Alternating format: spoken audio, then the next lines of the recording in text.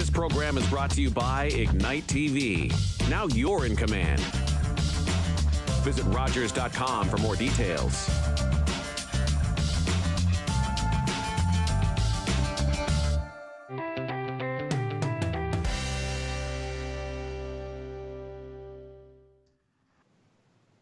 Welcome to Her Story, the journey to winning a seat at the table.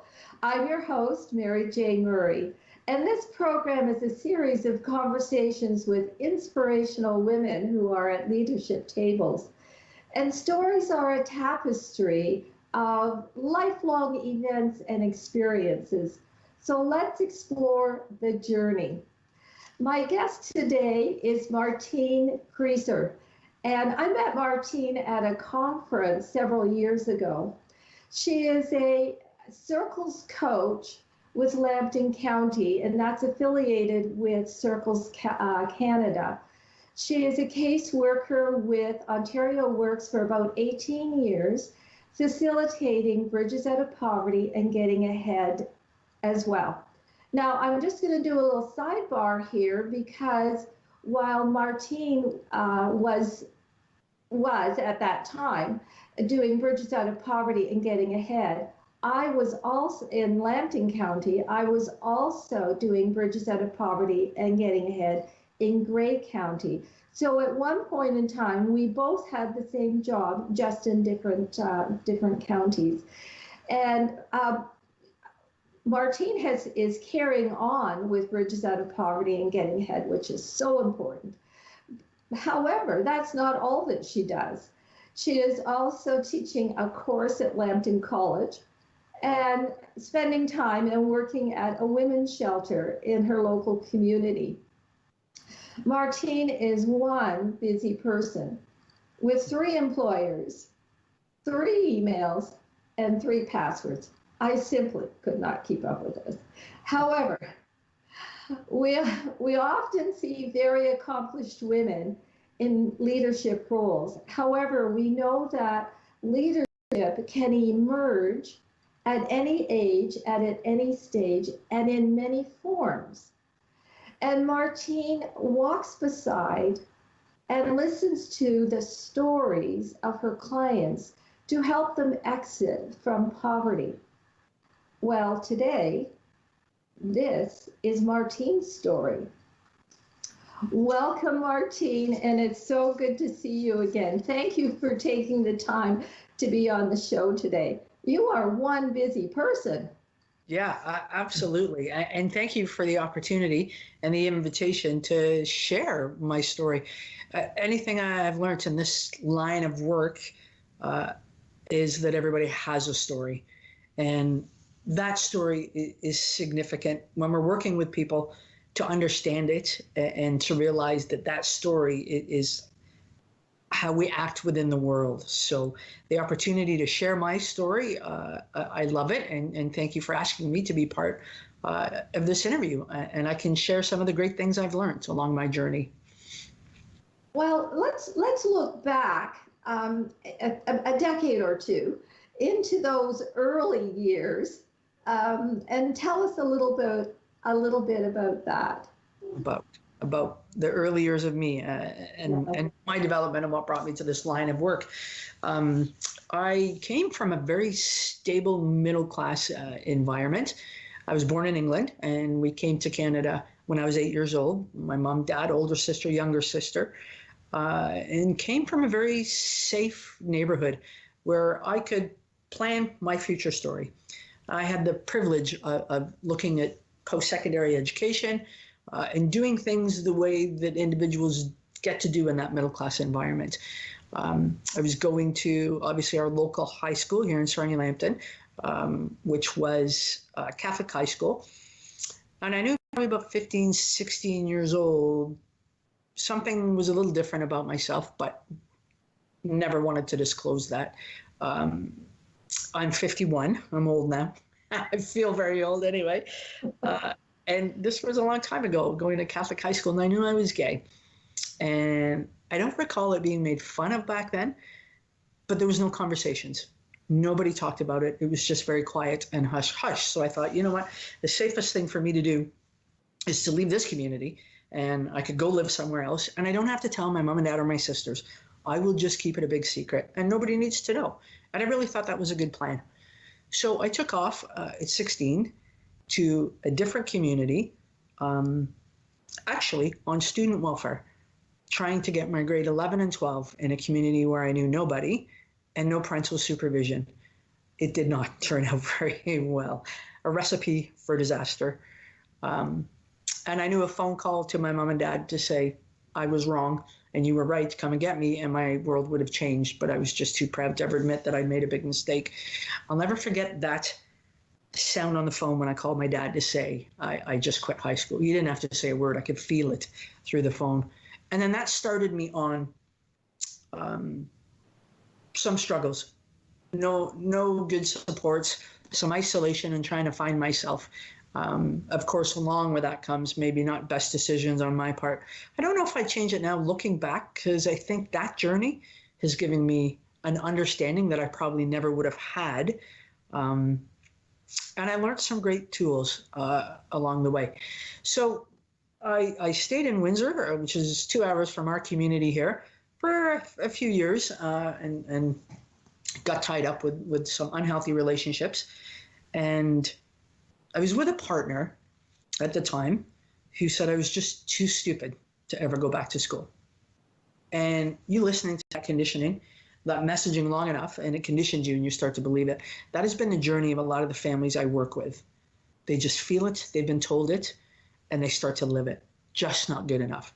So I left that relationship, moved home, connected with my family. I always thought my family, my mom and dad, didn't accept my sexuality, and that wasn't it at all. They didn't accept my partner. They knew she wasn't very positive and very nice to me, and they just wanted me to, do better. So I did. I came back home and I met my new partner at the time, and then we went through that way of doing things, the proper way of doing things. Employment, and you buy your first home, and then you look at families. So we decided, I was really sad when I came to terms with my sexuality, that I wasn't going to be able to be a mom because I really wanted that. And I just thought that door would be closed. And then times have changed and there's lots of things that can happen. So we actually used a donor bank in Virginia, and I tried 3 times to conceive. And on the 4th time with my partner, they suggested we try this low dose fertility. And we thought, okay, let's give it a shot. We're paying for these procedures. And I only wanted 1 child. And they said 1 in 8,000 chance of having multiples. So I thought, well, pretty good odds. And we did. And I am now the mother of 21-year-old triplets. So I always say a little prayer, moment of silence. All I can say is they didn't kill me and I didn't kill them. So life is good. But that, people tease why I have 3 jobs. That would be why, because they're still expensive, even though they're 21. But that propelled me to know that I needed an education. I needed an education to be able to provide for those kids. And the only way was to go back to college. So I was 30 years old. They were 4 or 5 years old. And I went to our local community college and did 2 years social service worker program, and then came right out into the field. And I came out of post-secondary with a desire to help people exit poverty, a desire to help people move forward in life.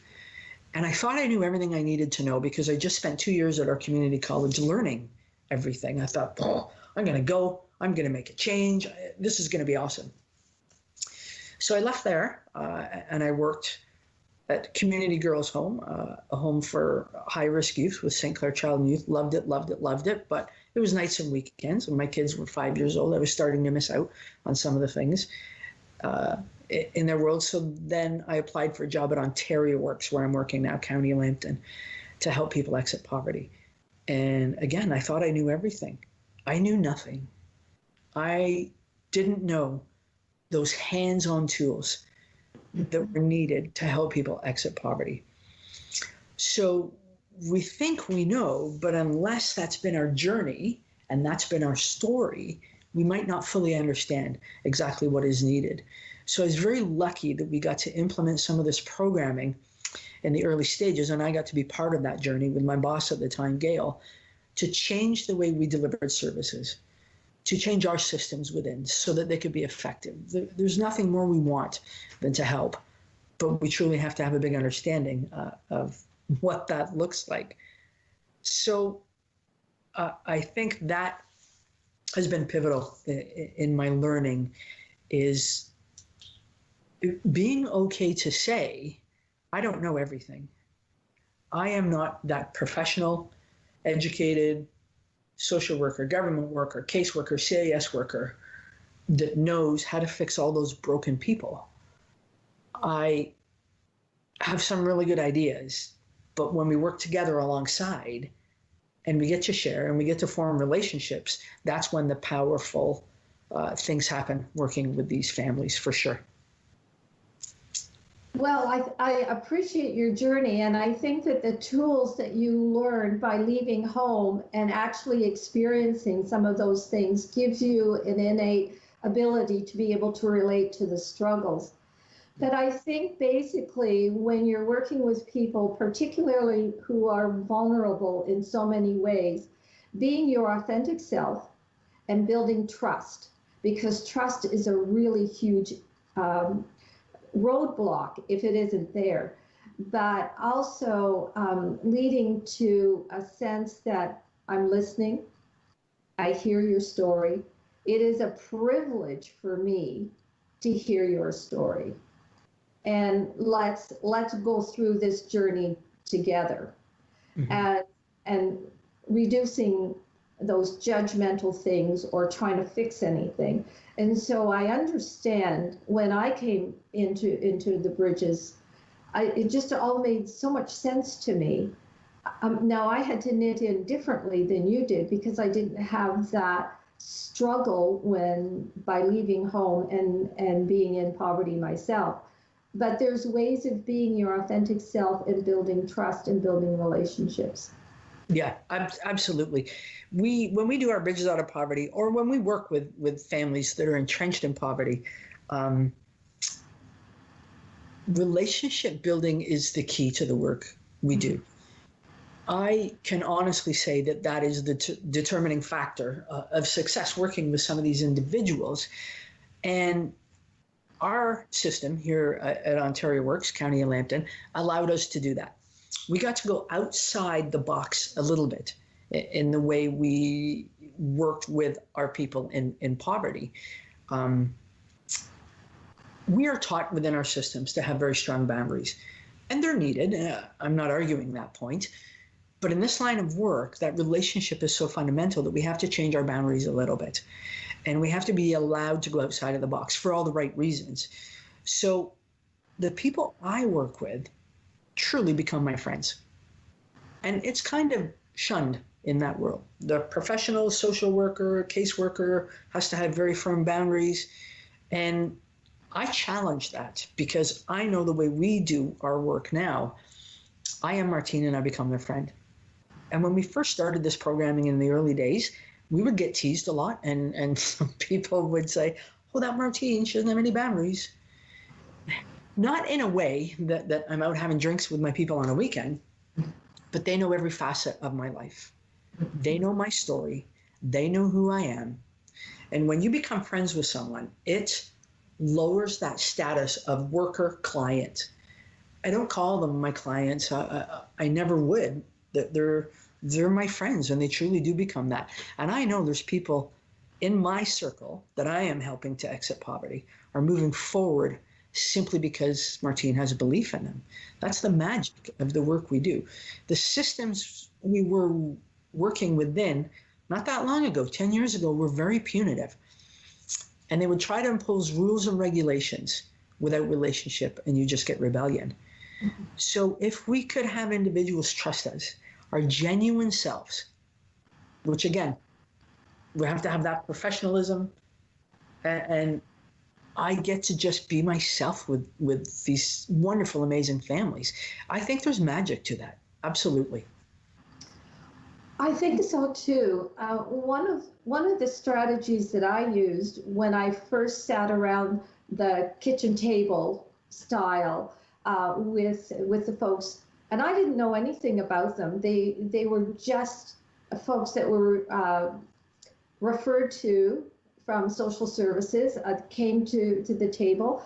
And the first thing I said to them is, I am going to trust you with personal stories about my family.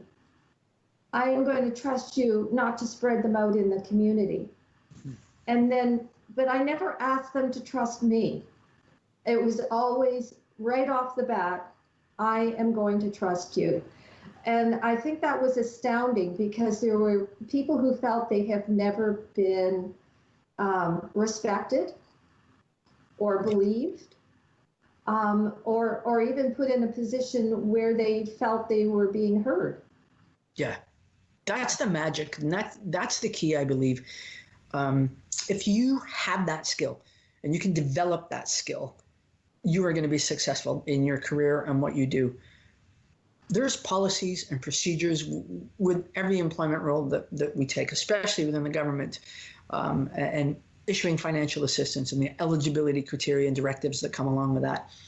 But they will teach it, and they will send you away for another training if you didn't get it the first time. But being able to connect with that individual in a trusting, genuine role, that's power. And that is going to help the individual move forward. And we have to find a way to do that within our systems. And it's hard when our services now are do more with less. Caseloads are high. And some of the systems are a bit broken to help those individuals move forward.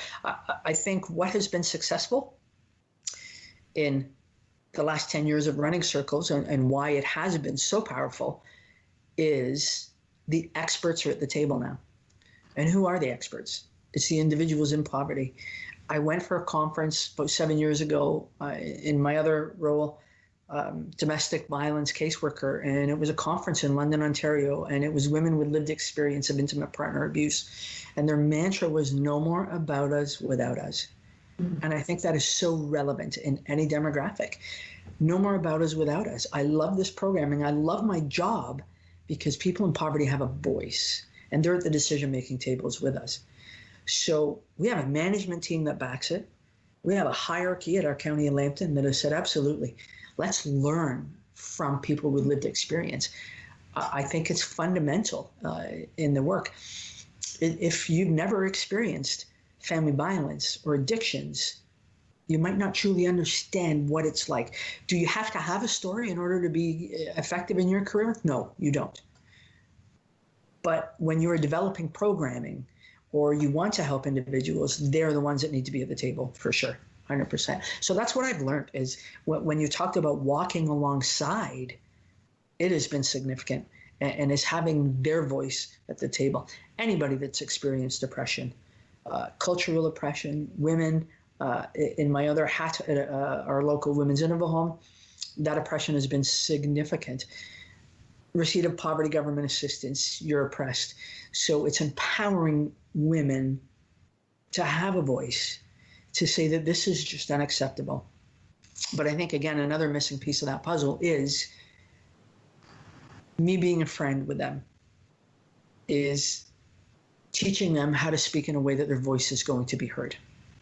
To not be angry, to not be yelling and screaming, to not fall into those stereotypes that some people have about people in receipt of assistance. You have great things to say, and you can be part of this social change. So I'm going to help you speak well. So let's do it. Fight for social justice, but in a way that your voice will be heard. It's very powerful. That's power. Our system used to be powerful, but punitive, and it wasn't working. The power is walking alongside and encouraging that individual to never be in an abusive relationship again, to exit social systems, to let them know they have the skills and everything they need to connect to Lambton College. That's a powerful position to be in, not authoritative. I think this form of leadership, when you're walking beside someone, and I'm not sure that people associate walking beside someone as being in a leadership role, because it takes on a different dynamic. that I think this is a very powerful, as you said, very powerful leadership style that is not being pursued necessarily in other fields. But this is the way in which we really need to work with people who feel that they are vulnerable, that they don't have a voice, that they're not being heard. And I think that when we choose the leadership style that works in that best situation, because all situations are different, and leadership is very different in a corporate situation as it is in a social service situation, and adapting the leadership style to what is most effective in that particular area and that system. But one of the things that I'm learning from you, or you are refreshing for me, I think really, is that women in social services, women tend to be the frontline person, but the policies are made at a higher level that often can be gender balanced in terms of male and female, but the policies are not always trickling down to the reality of the situation. And this is where the leadership style of walking beside someone and listening to their story is the most effective. How have you had to adjust and adapt to make that more effective? I can't speak for every organization and the powers that be in the management, but I know for us, it has trickled down from the top down, and we've had the green light to do it, to go outside of that box, to walk alongside. And it's because we're backed by our management. If we didn't have that encouragement, support, it would be an even bigger journey. My boss years ago, Gail, had power in her sector because she had been here 30 years and it was before retirement. So she could kind of kick and scream a little bit and rattle that corporate cage to say, this isn't working and let's do this, let's do this. So they let us run with it. But then when you can back that up with statistical data, the bean counters, the management, that hierarchy cannot argue it when they take a look at it. So yeah, it's shaken the way we do things, but we also know it's the right way to do things. And it's hard to be when you have had somebody at a higher level policy procedure who has never lived that journey either and doesn't truly understand. So that's when they have to have trust in their employees who do walk alongside, that this is working, listen to us.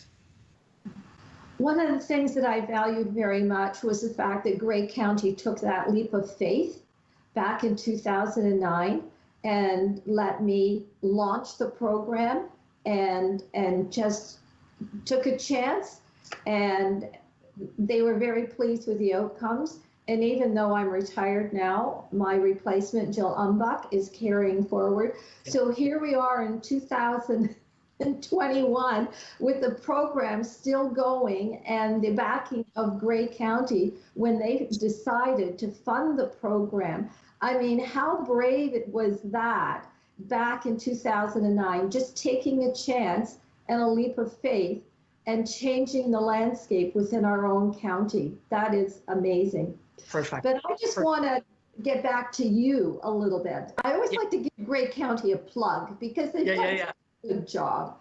For sure. But just getting back to you a little bit, through this journey, what did you actually learn about yourself and about taking care of yourself?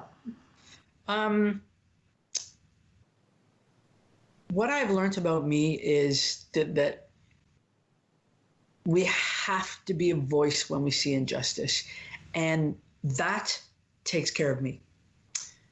When I see something wrong, I'm obligated to speak up. I have to speak up. When I came out with my sexuality in a corporate world, there's people that can't, and if I can, I must do. Because not everybody has the courage or strength to do it, so they will sit back and just take it. But if we have that courage that it takes to be part of social change, then we need to do it. And that is where I get my self-help. I fight for oppression, to stop oppression, inclusivity for everybody. And I call people out on it now. It's probably in a politically correct way, it's probably my age, and it's probably working with a population that has been oppressed forever. I just can't keep my mouth quiet, and nor should I.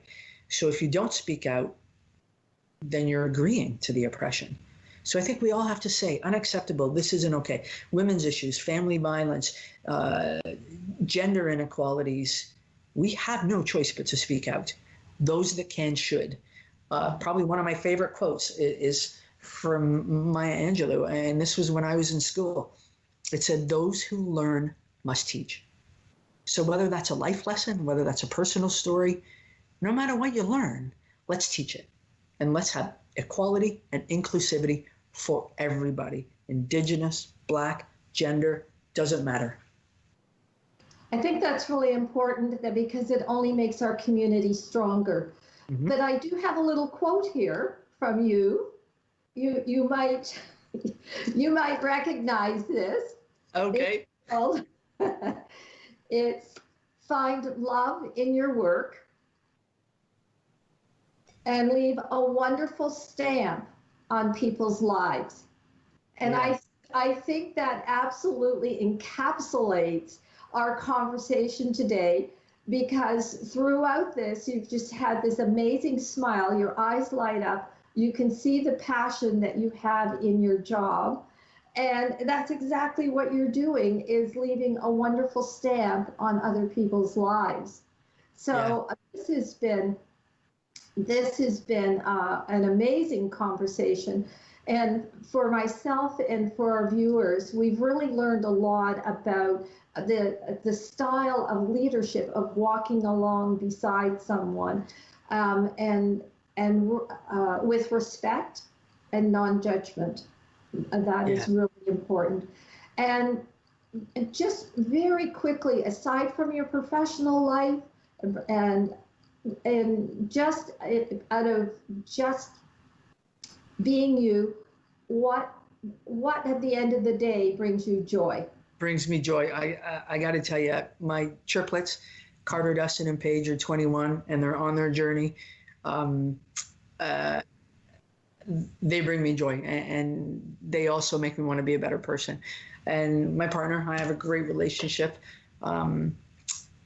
Sonia, and she also brings me joy, keeps my feet on the ground, and is a big piece of my self-care, for sure. And making the world a better place, 100%. Well, this has been an amazing conversation that we've had today, Martine. I am so grateful that you are my guest. And I'm hoping that people will join in next time for her story, The Journey to Winning a Seat at the Table, for another inspirational story. Awesome. Thank you very much.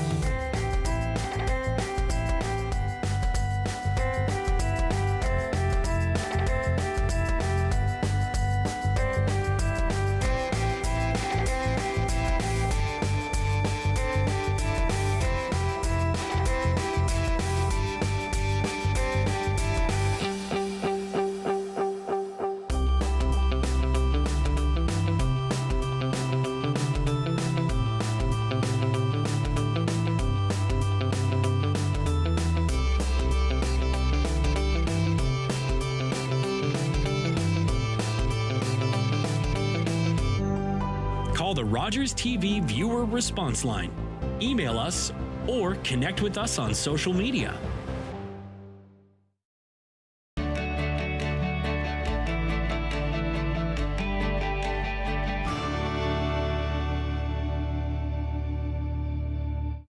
The signature gala of Black History Month is coming to your home. Celebrate and honor Black Canadians, artists, and culture with inspirational performances. Supporting Safe Space 365, supported by Rogers, presented by Art Experiential Projects.